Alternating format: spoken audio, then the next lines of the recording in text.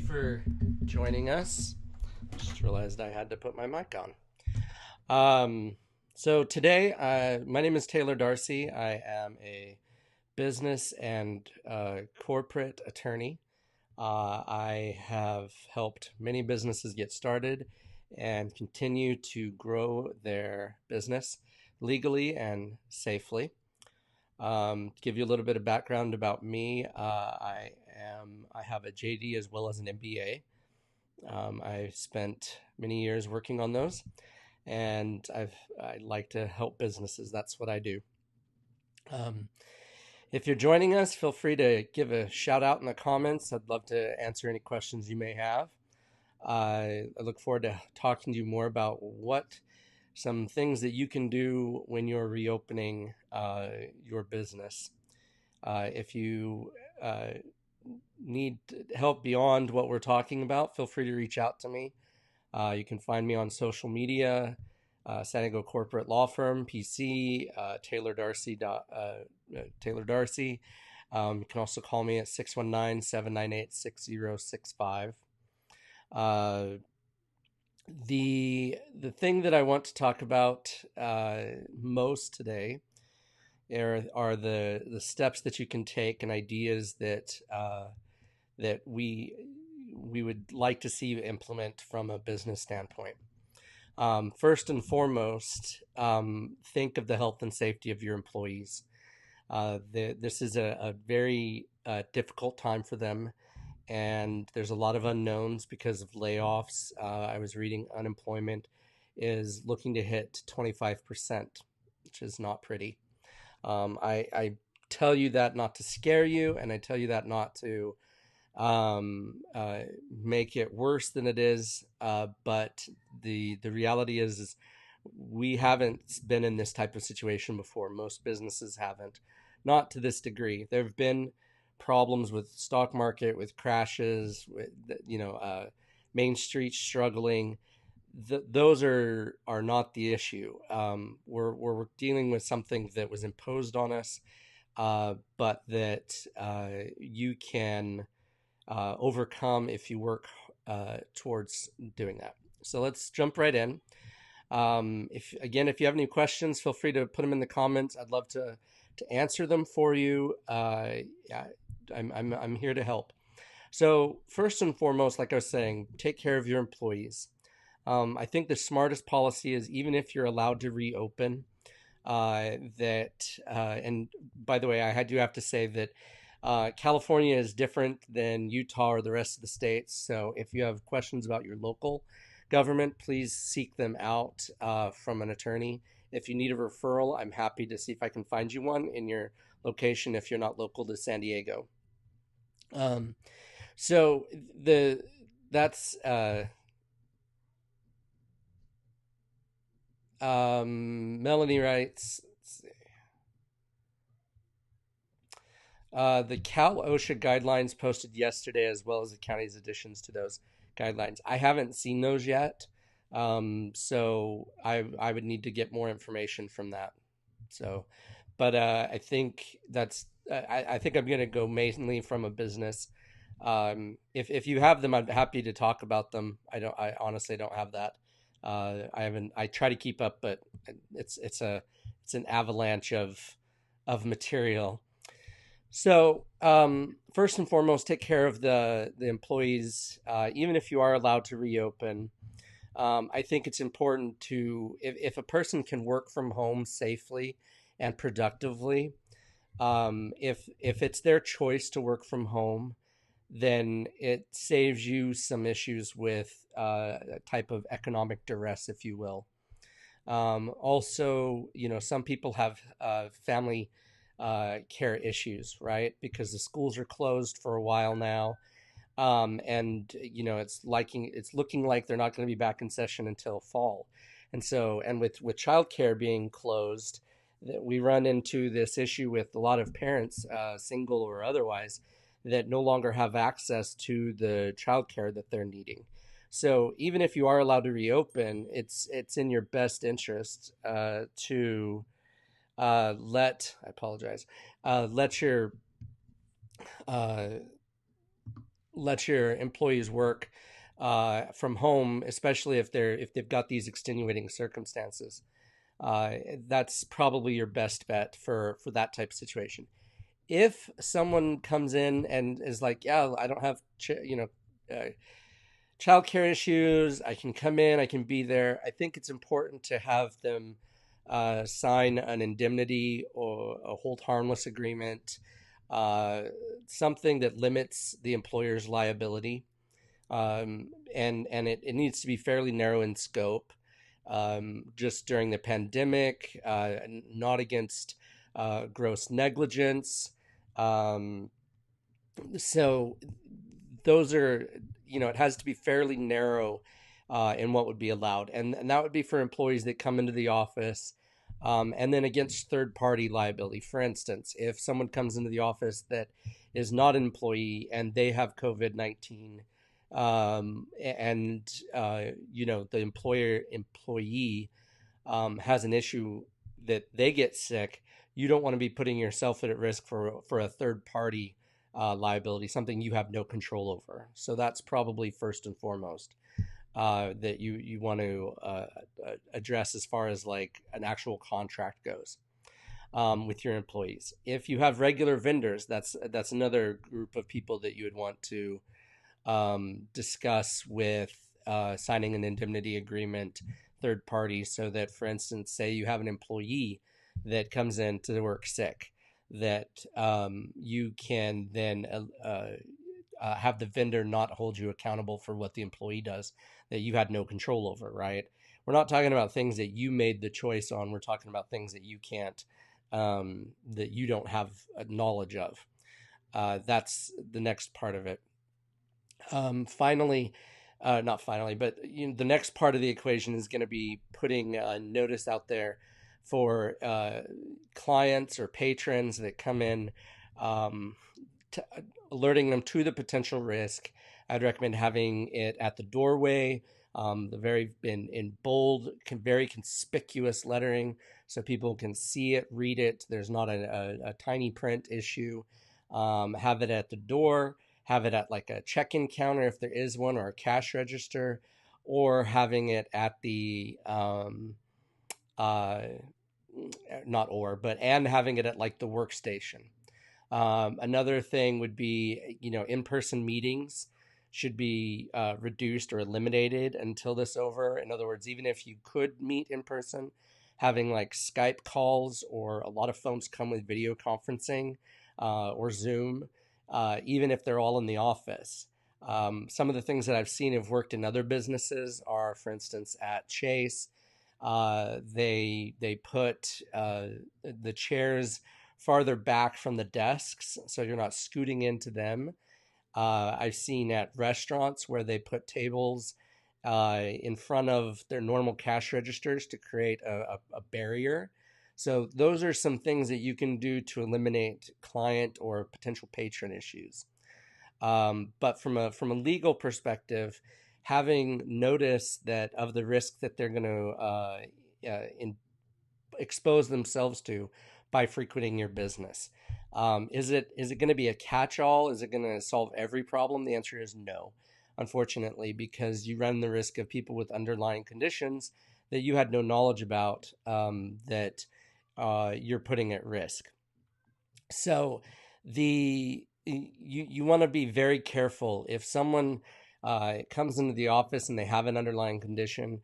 I think it's important to ask them if there is an issue that they have, and perhaps do some extra work to make an accommodation for that. For instance, sitting in a conference room, at opposite ends of the table as opposed to directly right in front of each other. I know it's not as much fun. You don't get to enjoy um, the closeness that comes with meeting with people, but you're going to get the benefit of helping them and not potentially getting sick. The next part would be if you're in a location that requires you to wear a mask, or that is asking you to wear a mask. I would say it's safer to wear that mask through public, and anytime you're meeting with the patron or client, much like a lot of restaurants have been doing. It's not fun. You don't get the same benefit, the smile, I was out. I needed to do some grocery shopping, and there's someone that I smiled at, and I realized I was wearing a mask, and I couldn't. They couldn't see me, and so when I smiled at them, they couldn't see that feeling. And I said, I know you can't see it, but I'm smiling underneath here. And she says, I can totally tell by your eyes. And so it was a very nice moment. But the reality is that we need to be a lot more expressive with ourselves, with our body language, because we no longer have that opportunity to express that. I know that's not legal, but I mean it's part of what we're facing right now as people that are struggling with isolation, right? We've got people that are struggling mightily with, we've got extroverts that are probably going pretty crazy, having to not be able to do the things that they love and that make them feel good. So depression's a real thing. The next thing I think you can um, be confident in is the more patient you are with others. Provide opportunities, distance and time and space between if someone has an issue that you react to it. The last thing you want to do is unnecessarily burden someone. Yes, work needs to get done. Yes, people need to do their job. And for those of the people that are still have their jobs, right? I'm sure a lot of them are afraid that they're going to lose their jobs soon. And that's a very realistic possibility. So those of you that do have jobs and that are paying and helping, um, make sure that you're giving your best, and that you can help your clients, your people. Uh, signing a I think, and one of the questions I've been asked is, do you think having a client or a reduction in liability for employers? And the problem I see with that is that um, it's going to cut into some issues with uh, uh, the eggshell plaintiff, someone that is harmed, but they don't meet the minimum criteria to sue, because of that harm. I think it's safer to limit your liability through contracts, through notice, and providing alternative ways to meet. I think the best thing you could do, even if we reopen, is just plan on being not closed, but meeting with people rarely. And if you can do Zoom calls or Skype or FaceTime or whatever, that's the safest bet. That creates the least amount of risk possible. There's nothing that's going to eliminate entirely all risk. It's just not possible, right? We're living in a society there's a whole lot of unknown. But by creating continuing social distancing, creating barriers to people, artificial barriers, natural barriers, as well as time and distance. Meeting virtually, we've gotten a lot accomplished in a very short period of time meeting virtually, and I think that it's important that we continue doing that when possible. For a lot of things, time being of the most important. We've got, you no longer have to drive to downtown to meet with an attorney. You can meet with them at their home office via a Skype video call. And so, the benefits are there, right? I mean, someone was talking about the risk of mass transit. In California, we don't have that problem as much as other areas. But if you have an employee that has a mass transit, that does take mass transit, talk with them. See if they would be willing, send for instance, an Uber or a Lyft. I think would be a valuable opportunity. You're exposing them to less. You're exposing your business to less. And have them pick it up at the time they were about to start work, right? So they get an extra half hour, or however long it takes normally to get into the office. Um, you give them that extra time, and they could work in the car if they so choose, right? But you're giving them a little bit of break and making their life a little bit easier. So I think there's a lot to be said for that. Some larger companies are actually looking at renting cars for their employees, to keep them out of public transportation in order to reduce the liability. Um, does anybody else have any questions, Melanie? I know I wasn't able to answer your question because I haven't reviewed it yet. But I'd be happy to talk with anybody if you have any more questions.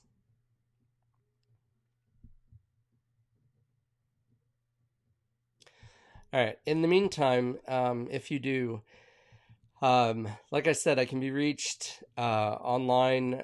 I'm on Facebook, LinkedIn, Twitter. If you're just joining us, we're talking about ways to reduce your liability after you reopen. I truly hope that the number of businesses that are reopening exceed the ones that have been impacted. Unfortunately, I know that's not true. We got sad news of a restaurant in the local area that started here in San Diego closing, Soup Plantation. They were struggling financially before, and COVID-19 has just done them in. They just don't have the money to reopen. It's pretty sad because realistically, I mean, anytime a business closes, we're putting people out of work. There's jobs that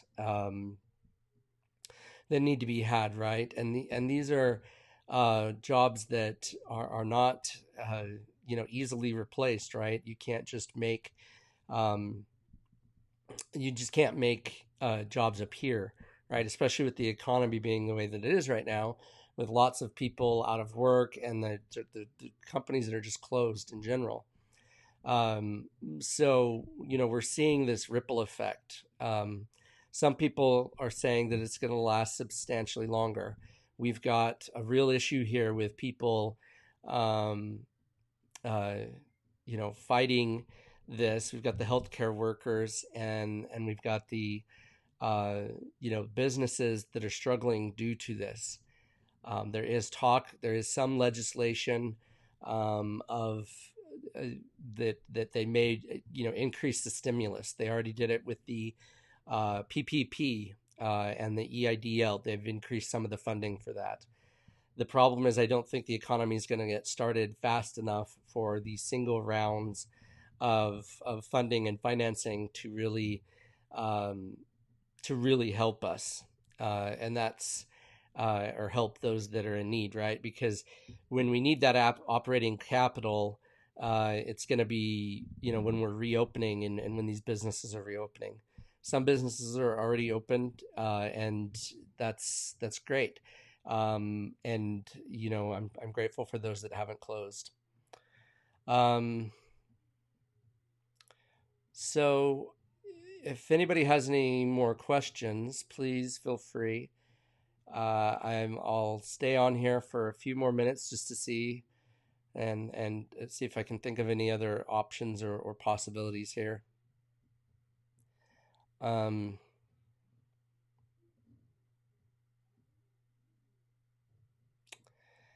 I think the best thing I can say is be flexible with what's going to happen. Right, the more rigid you are to something, the less likely you are to uh, be successful. Because the struggle here is that there's a lot of unknowns. A lot of people are struggling to know what's happening, and if we uh, are too rigid in how we approach it, it's gonna be detrimental to everyone. Um, you know, I kind of like to switch gears a little bit. After talking about those liability issues, businesses, I've seen a real uptake in the number of people that are soliciting me. I am getting hit up on several times a day. Constantly. It's 4 or 5 times a barrage of people calling me, emailing me, and they're trying to sell me on their services. And I know that they're desperate and they struggle very much. But the problem is that I don't know these people, and they haven't built enough trust with me to get me to open, uh, my wallet for them. And so I would encourage any small businesses that are currently open is find a way to provide value without asking for the sale, right? Let me know that you exist and let me know that I can trust you. Because until I do that, it's unlikely that I'm going to open my wallet to spend money for you. Um, so, just keep in mind that we're all going through this stressful time period, and that the more patient and the more willingness you are to help, the more likely that you are to make long lasting relationships out of this, right?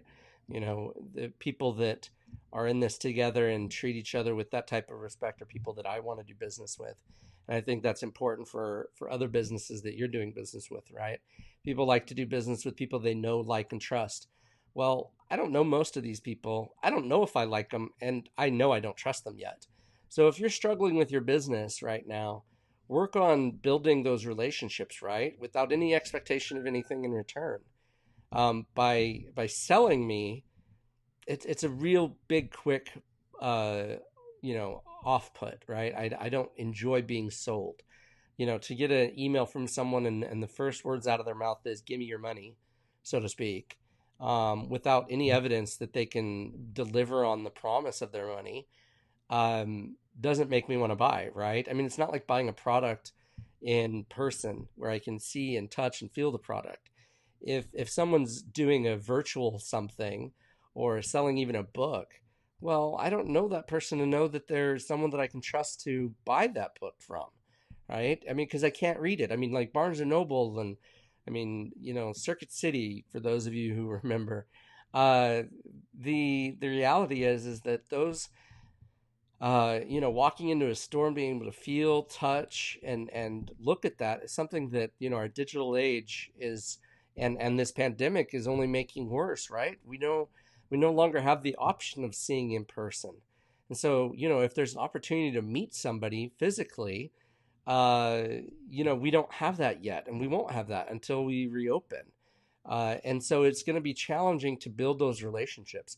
Video conferencing is a great way, but I mean, honestly, it doesn't have the same benefit as seeing someone's in person, right?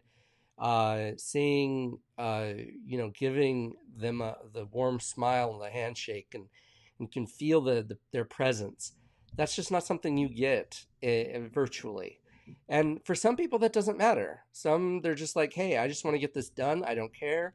But other people, it matters a lot. And so, be careful with how you're building your business, and especially since we're struggling right now, that you don't build it with the intent of hurting others, or that you're just out for your pocketbook. Don't get me wrong. I understand that there's money that you need, and I mean, some people are qualifying for the stimulus and some aren't, and some people are qualifying for the PPP and some aren't, and some are, and same things with the EIDL.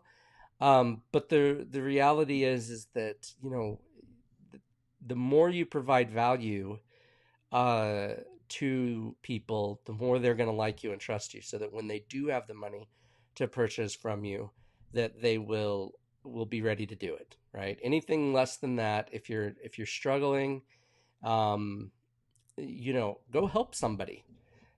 Help someone with something that they need, and expect nothing in return. Right?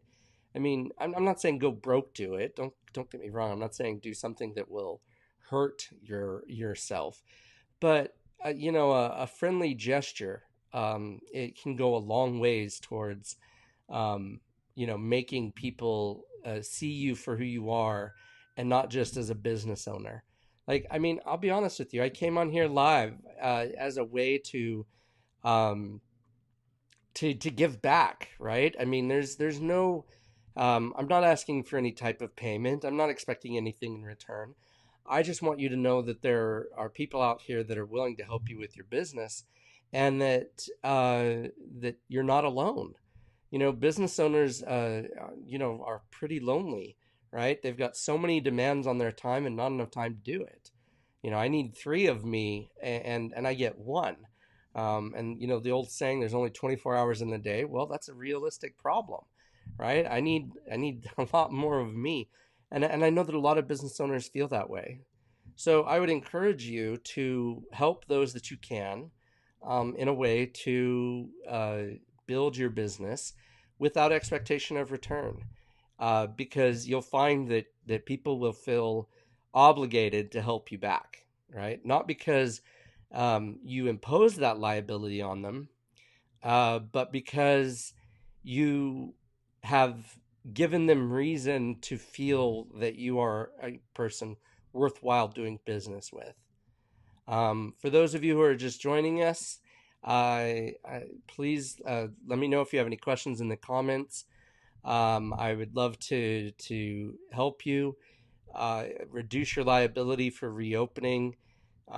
Make sure just be cautious. Sign indemnity agreements if you can for your vendors and your employees, and place plenty of notice on your um, uh, in your at your front, at your entrance, as well as like a cash register or a receptionist desk, and again at the tables if you're in a desk environment. To maintain social distancing, try to provide as many virtual ways as possible to meet, so that you're not having to meet in person if you don't have to. And that's those are the top tips. Again, if you are not from California, please seek out a non-local attorney or a local attorney. If you need help finding one to draft your agreements, I'm happy to help. I look forward to speaking with you, and I look forward to helping you in any way I can. Uh, Feel free to reach out. My number is 619-798-6065. Hope you have a great day, and we'll talk to you soon.